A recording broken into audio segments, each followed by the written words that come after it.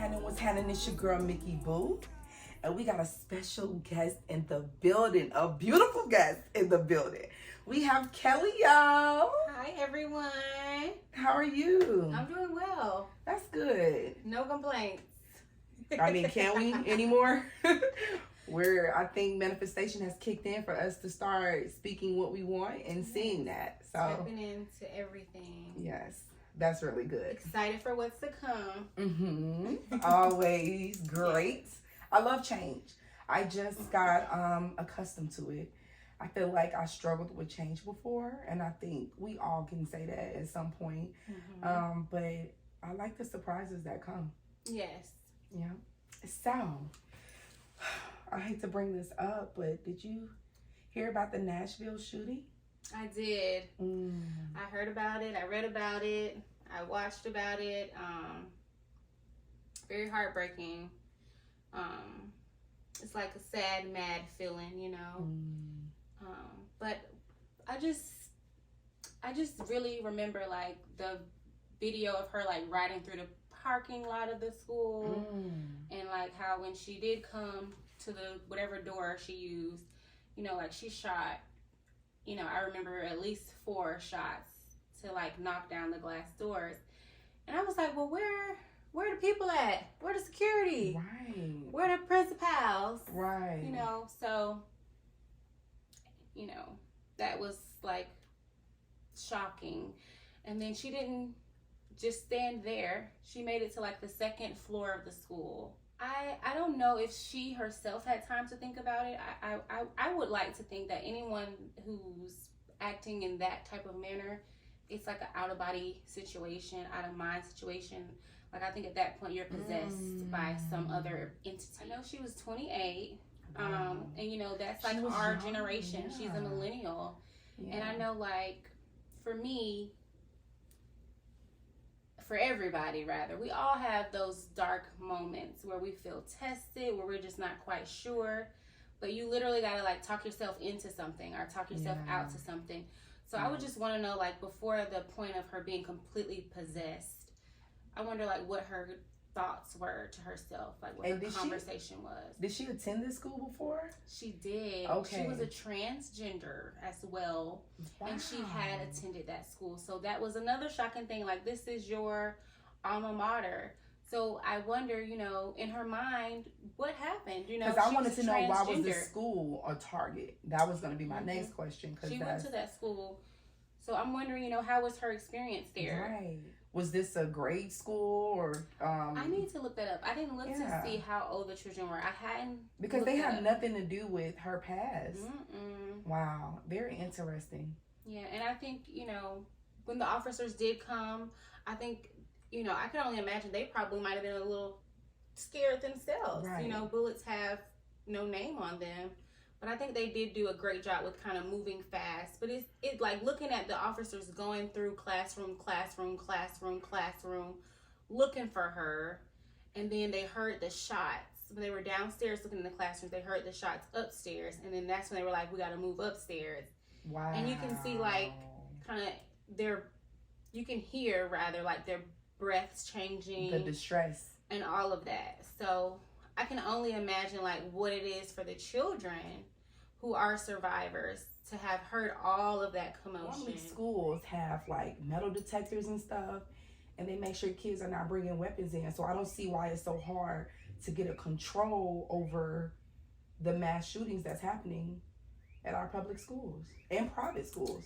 I don't think it's normal for schools to have metal detectors. Oh, they do in Chicago, so it's not normal. Okay. It's necessary, but it's not normal. That's not normal for schools to have metal detectors.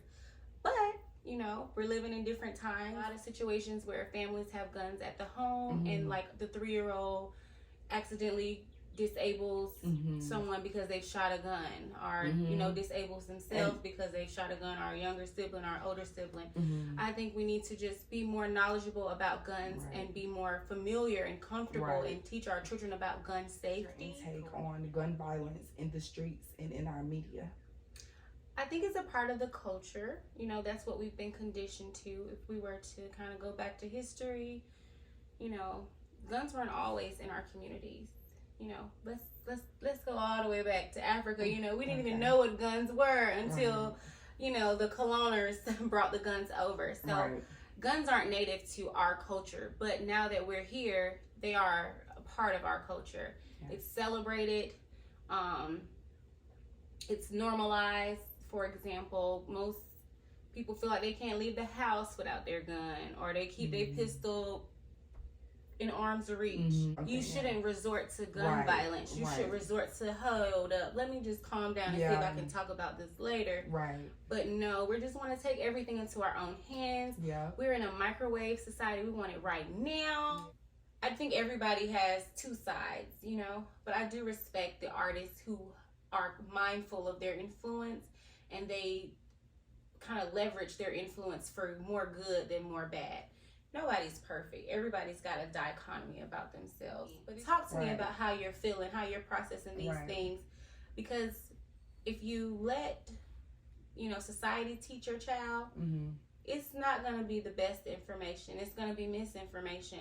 If you let the home and the heart teach the child, that's something that they're going to hold true. And they're going to remember, bad and good.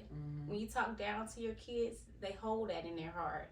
When you big up your kids, they hold that in their heart too. But if you big up on your kids enough, it don't matter what society teaches them or tries to lead them. They're never going to forget, like, what home taught them. I remember my dad saying certain things to me when I was young about boys and the things they want to do, and, you know, basically their focus. And I kind of let that bleed into my adulthood, because, you know, daddies don't play that. When they say it, they mean it, and you get it. And speaking of that, now we are older and we're more open to exploring ourselves. Let's jump into your sex life. Okay. So, pointers, like, do you have any? So, I remember, like, one of my first relationships where we got to the oral sex. I literally read a book about how to suck dick. And this was when what's her name? Corinne, the Corinne lady? I don't know. I just know about Superhead. Superhead, that is her name. Superhead wrote a book. And I was reading that book to figure it out. But that's me. I'm a bookworm. I like reading about stuff. So that is something I do want to do, is write a book about getting head, because I feel like a lot of girls, they give head regularly. Okay, wait, girl, bring us in. What is regular head? Regular head would be pretty much every time you're with the guy. Like, some women wake their guys up to head. And I feel like just because you do it regularly or often, don't mean you're doing it well. Oh, I thought you meant regular head versus super head, like good head. It is regular. You're giving frequent regular head. But is there a type of way to give head that you think is top of the line, that a guy will be like, oh yes, that shit was awesome? Like, I do, and I think it depends on the guy too. Every guy have their own little sweet spot. We brought an extra guest to the show that you guys didn't know about, and we're introducing my little friend. Right. I don't have a name for him yet. We gotta think of a name. What should I name him? Rudy. Rudy. Yes. I like that. His name's Rudy. I like that. We'll meet Rudy. Okay. So come here, real boy. Right. So I'm going to demonstrate while you explain to me how to perform oral sex. So I think whenever you're having sex in general, you should always have a calm mind, because you want to ease your body. Okay. One thing too, you gotta, like, your lips gotta be moisturized. So you need to go get some Vaseline. Really? Go get the Vaseline. Okay, so you said get the Vaseline. So your lips. Brought some. Because you don't want, like, you know, the size of your lips gonna stretch. Yeah. The point is, you want to try to get all the dick in your mouth. Yeah. And you want to get your mouth wet. So, like, go ahead and start getting your mouth wet. You should have a wet mouth. Okay. Okay. As wet as you can get your mouth. I'm sorry, I almost just threw up. Get your mouth wet. I'm sorry, I almost just threw up. Okay. No, don't talk about it. I'm sorry. Keep going. No. Amber, you gonna make me puke. Oh, no, okay. Okay, come on. What else I do next? We don't. Let me talk see about the spit. No, we're not talking about spit. Let's just. Okay, well, you gotta get your mouth really wet. Okay. Okay, and you want to start. I like to start at a slow pace. Okay. And then. So do you suck the tip first? Do you lick? What do we? I usually lick it first. So lick it from the bottom to the top. Mm-hmm. Okay, so. Yes. And you gotta do it like you love it, though. You can't. Oh my God, I'm so terrible. You have to do it like you love it, you know? So what do I do? Roll my eyes to the back of my head? So like this? Like the passion. Yeah, and like you can do a little moan. Oh, that felt good. Yeah, you gotta do it like you love it, you know? Okay, all right. And then also you wanna massage the balls. Okay, at the same time. So we need to turn this around. Like this. Okay, and so we're gonna. Yeah, you can lick the shaft a little bit. That looks That's good. the shaft. Yes. And then, like I say, you gotta keep your mouth moist. The suction is what matters when you start sucking. Oh, so you suck it for real? Mm-hmm. Oh, you suck it. Oh, so you like that? But not like a deeper suck. Yes. Okay, let me try. And then while you're sucking it, you want to be like a vacuum, like suck it up and back. You want to try to suck it so it's going further so let me back try. so you can get it all the way in your mouth. Oh, wow. Okay. So. Yeah. Like that. Okay, so.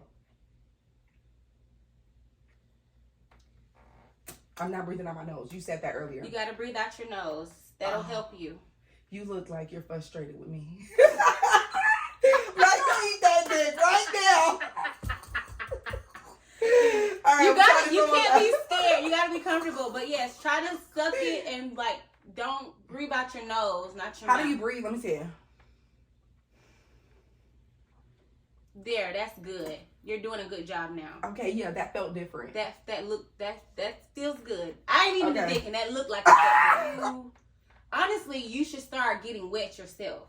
The more you sucking it, the further back it's going. You're gonna have more spit coming out your mouth. So, do you think the guy knows when the woman doesn't know how to give? Hell yeah, energy is real. See, wow. Okay, so go ahead. Yeah, you want to try to get your mouth super wet, like you want to be spitting on it, like you want to have like. What if you throw up? I'm scared to puke on it. If you puke on a dick, a guy will love that shit.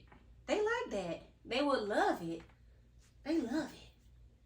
That's gonna turn him on, just like when you squirt. Ooh, child, I got lipstick all over Rudy. Yes. Oh my God, is my mouth a mess? No, because you already moisturized it. It looked good. If you're that's the thing. When you get it right from the beginning, you look good. Because then your lips would have been dry, and your lips would have been uncomfortable on the sides. Rule number 1: Vaseline. Okay. Start the sucking motion to get all the saliva, but you don't have to make it look obvious. I'm literally about to cry. Aww. Go ahead. You just put me through it, girl. Yeah, you just want to keep your mouth wet, your throat wet. Suck deep. You just did the sound effects. Mm-hmm. You gotta suck it deep, and you gotta be calm and try to breathe. Don't breathe out your mouth. Breathe out your nose, because if you breathe out your mouth, you're stopping yourself from sucking. You don't want to stop sucking once you start. What do you think is and a keep good the balls in your hand, and sometimes lick the balls, suck the balls too. Oh my God. Now, one thing I don't like is pubes on a guy. I don't like pubes. I don't really suck guys with pubes. Yeah, you have to be completely shaved. Yeah. Yes. I agree. Just period. I want it to look nice regardless. Yes. Does the time frame matter? It depends. What's your goal? Because sometimes you want to suck a guy till he come. But then is he useful after that? What you trying to do? Well, a guy that really likes to have sex will come and know how to get their dick back hard again. Correct. Mm-hmm. Now, if you trying to go out with the girls, you want to suck him till he come and put him to sleep. Right. That's game over. Ooh. But if you're like, no, I'm really into it, I want something all night, you would probably suck him till he's about to come. Mm-hmm. Then let him eat you out. Mm-hmm. And then you guys have sex. Wow. Amazing. And also, like, sucking dick while it's already wet is good too. Mm-hmm. Mm. Like while y'all, if y'all take a bath before y'all have sex, or take a shower, that makes it easier. I'm over here crying, girl. My eyes watering. Why are you crying? Girl, because that was a lot for me. And that's another thing. When you sucking the dick, start crying. They like that too. Oh my God. Just cry while you sucking the dick. Oh. They'll love it. Yo, Just get teary-eyed, you know? Wow. Make the noises. They like those noises. Spit on it. Well, okay, so spit. Yeah. A big white nasty looking spit. Okay. So there you have it, the life behind the lens of Miss Kelly. We truly appreciate her for coming out, and we appreciate y'all for watching. I need more tips on how to suck dick, so I'm gonna let y'all go.